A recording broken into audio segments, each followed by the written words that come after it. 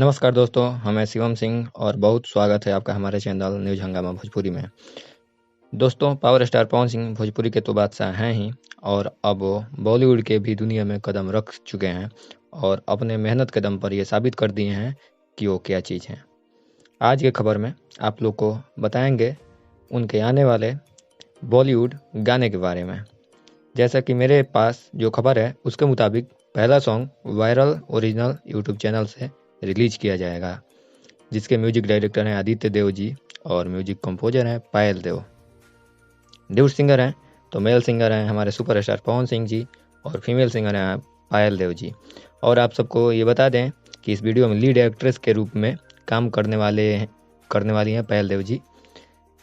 आप सबको पता होगा कि इस वीडियो की शूटिंग जोर शोर से मुंबई के बहुत ही अच्छे लोकेशन पर हो रही है।